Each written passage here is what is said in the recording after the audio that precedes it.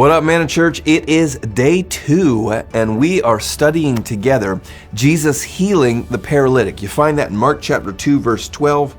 And we're just going to walk through this story over these 6 days that we have together. And this always makes me chuckle. So the paralytic, he's got these friends, and they bring him to Jesus. Jesus is in the house, and people are gathered around, and they decide, look, I just love their faith. They're like, if we can get our friend to Jesus, his life can change. And so they pick him up, and I'll just read a couple of these verses. And there were many gathered together, this is verse 2, so that there was no more room, not even at the door.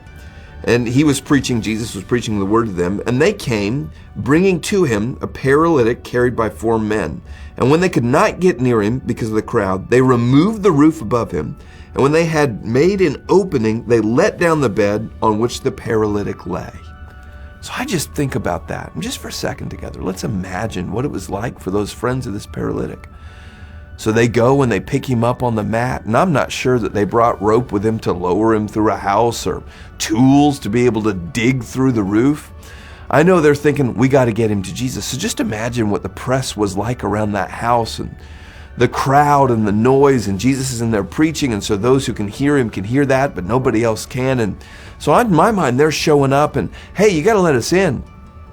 Come on, we got this guy, he's paralyzed, he can't walk. Can we get through? And people are elbowing back. No, I want my miracle. And so they're pushed forward, and there's this overall din. And finally, those guys are like, we can't get through this way. And if you got your study Bible, you open up to Mark 2, you look at the notes at the bottom, it's going to tell you that houses in that time, had an outside staircase that would go up to the roof, and the roof is made of clay with wooden beams. And so they get up there and they decide to dig through these people's roof.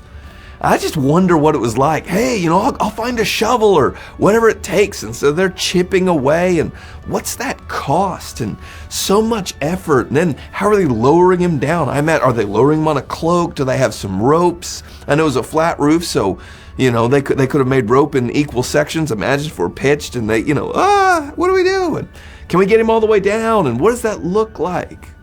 The point I'm trying to make is this. It is really difficult to get to Jesus.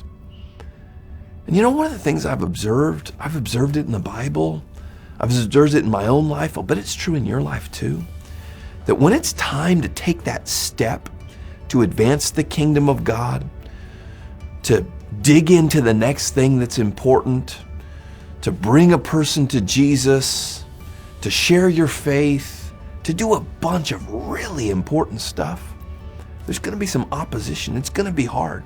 So here's my big question today, and I take my inspiration from these guys. And Zacchaeus, who was willing to climb a tree so he could see Jesus. And the blind beggar, who's willing to shout despite people trying to shush him. And the woman with the issue of blood who crawls through the crowd to reach out and grab Jesus' hem. Here's my question. What are you prepared to do to get to Jesus? What are you prepared to do to take the step that he's called you to? Are we willing to dig through a roof to bring a friend to Jesus? Are we willing to push past embarrassment to share the good news of what Jesus has done in our life? I think we can take inspiration from these guys. I think we can be willing to go to great lengths to see Jesus' miraculous power show up in our lives and for others. Come on, Manna Church, let's be people like that. God bless you. I'll see you tomorrow.